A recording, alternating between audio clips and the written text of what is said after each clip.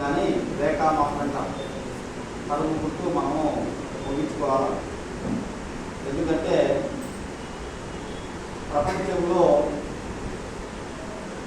200 దేశాలు ఉన్నాయి, మన భారతదేశం లాంటి దేశాలు.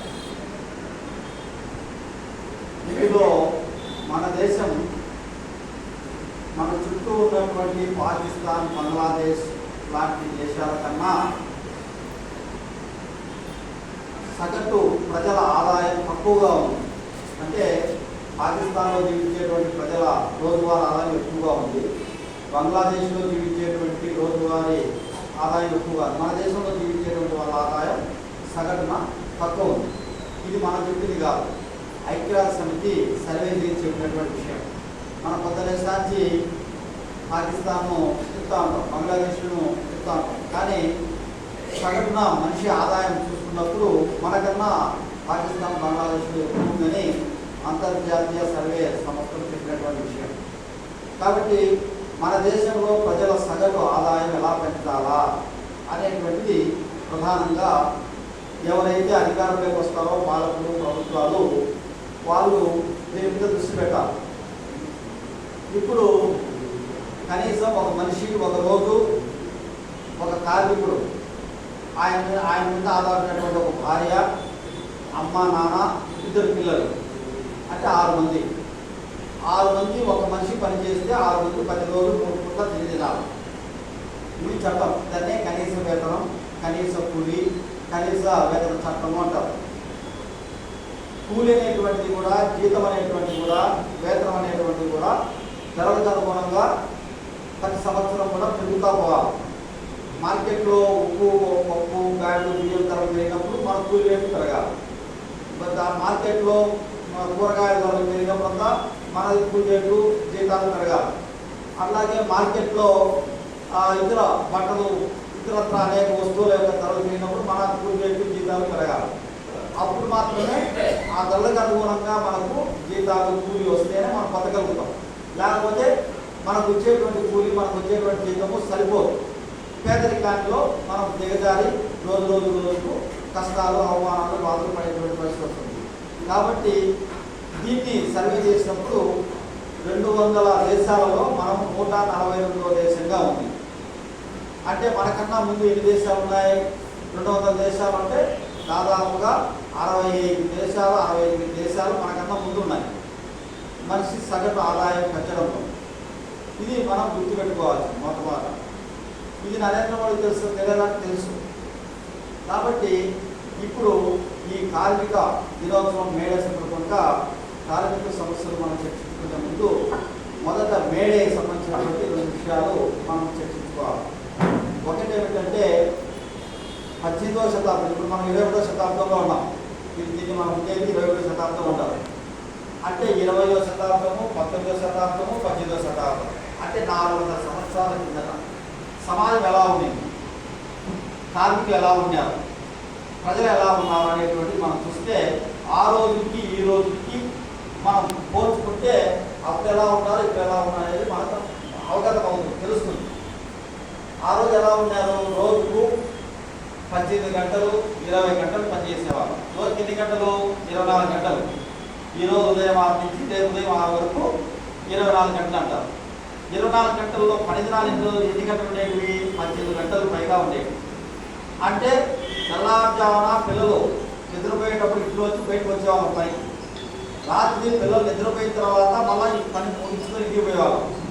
అంటే మనకు భార్య తప్ప మన మొహం చూసేది, పిల్లలు మన మొహం చూసేవాళ్ళు కాదు.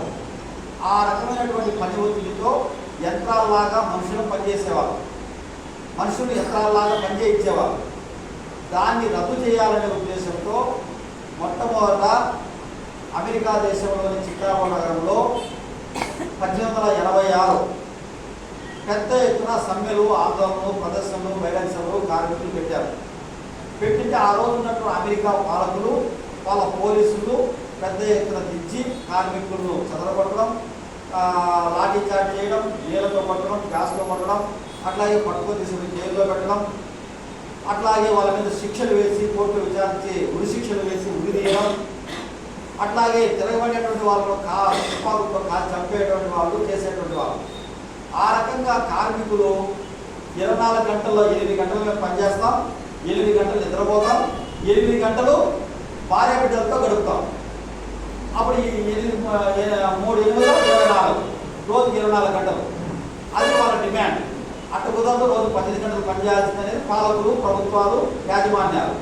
ఈ మధ్యన ఘర్షణలో కార్మికులు పోరాటేటువంటి వాళ్ళు చాలా మంది చనిపోయారు, ఉరి కంబాలు ఎక్కినారు, కార్మికులు గురైనారు, వాళ్ళ రక్తతత్వం నుంచి ఎర్రజెండా పుట్టింది.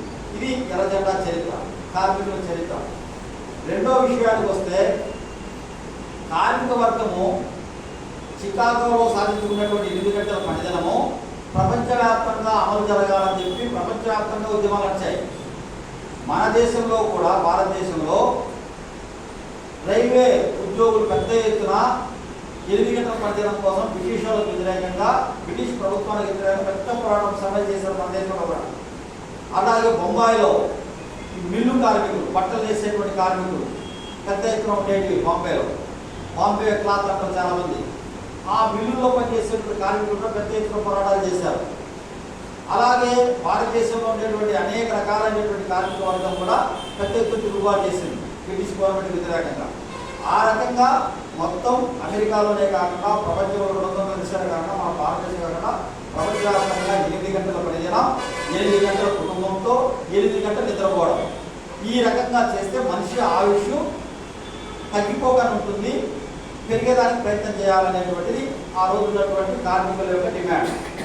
ఇది ఆ రోజు ఉన్నటువంటి చరిత్రకు సంబంధించినటువంటి మనము గుర్తుపెట్టుకోవాల్సినటువంటి, మన పూర్వీకులు అయినటువంటి కార్మిక వర్గం చేసిన ప్రాణత్యాగాలు గుర్తు చేసుకోవాల్సిన రోజు ఈరోజు. ఇది చరిత్రకు సంబంధించి. ఇంకా రెండో విషయానికి వస్తే, మనము భారతదేశంలో ఈ 8 గంటల పనిదినం సాధించుకున్న తర్వాత అనేక రకాల సౌకర్యాల కోసం పెద్ద ఎత్తున పోరాటాలు చేశాం. ఏంటి ఆ సౌకర్యాలు? ముఖ్యంగా మహిళా కార్మికులు నెలకు ఒకసారి వాళ్ళకు ఋతుచక్రం వస్తుంది. ఆ ఋతుచక్రం వచ్చినప్పుడు 3 రోజుల పాటు వాళ్ళకు చట్ట ప్రకారం సెలవులు ఇవ్వాలి. రెండోది, మహిళలకు ప్రసూతి సెలవులు, అంటే వాళ్ళు గర్భం ధరించిన తర్వాత బిడ్డలు ప్రసవించే వరకు వాళ్ళకు సెలవు దినాలు ఇవ్వాలి. ఈ రకమైనటువంటి డిమాండ్లతో మనం కార్మిక వర్గము ప్రసూతి సెలవులు, అట్లాగే ఋతువు సెలవులు కోసం పెద్ద ఎత్తున పోరాటం చేసినా అవి సాధించుకున్నాం. రెండోది ఏం చేసాం, మనము భారతదేశంలో మనకు ధరలు పెరిగే కొద్దీ జీతభత్యాలు, కూలి రేట్లు పెంచాలా అనేటువంటి డిమాండ్ పెట్టి దాని మీద కూడా చట్టం చేసుకొని కనీస వేతన చట్టము, కనీస కూలి చట్టము తీసుకొచ్చుకున్నాం. అట్లాగే పని ప్రదేశాల్లో మనం పనిచేసే చోట కార్మికులు మంచినీళ్ళ సౌకర్యం కల్పించాలా, లెట్రిన్ బాత్రూములు పెట్టాలా, అట్లాగే వాళ్ళకు కొంత కాసేపు కూర్చొని అలసట తీసుకోవడానికి, విశ్రాంతి తీసుకోవడానికి రెస్ట్ రూములు పెట్టాలా. ఇటువంటి డిమాండ్లన్నీ మనం పెట్టాం. వాటి కోసం చట్టాలు చేస్తున్నాం, అవి కూడా తెచ్చుకున్నాం.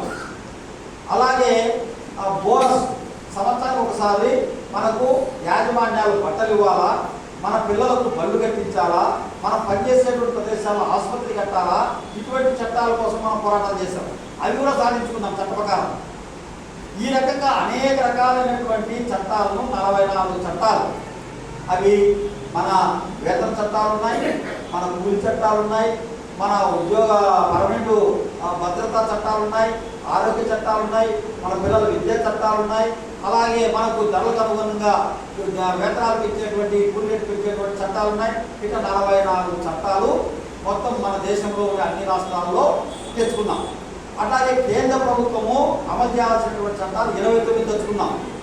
వివిధ రాష్ట్రాల్లో 44, కేంద్రంలో 29.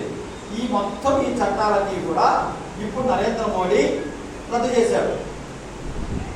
2019లో కొన్ని చట్టాలు రద్దు చేశాడు, 2020లో కొన్ని చట్టాలు రద్దు చేశాడు, 2026 మన ఏప్రిల్లో కొన్ని చట్టాలు రద్దు చేసుకుంటూ వచ్చిన వరుసగా అన్నీ.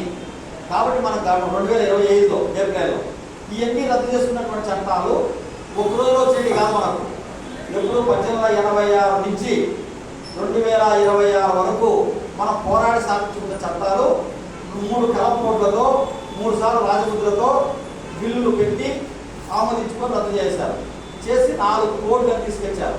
ఈ 4 కోట్లలో ఏముంది అని మనం చదివితే, ఇప్పటికి కూడా 29 రాష్ట్రాల్లో ఉన్నటువంటి ఈ 16 భాషలు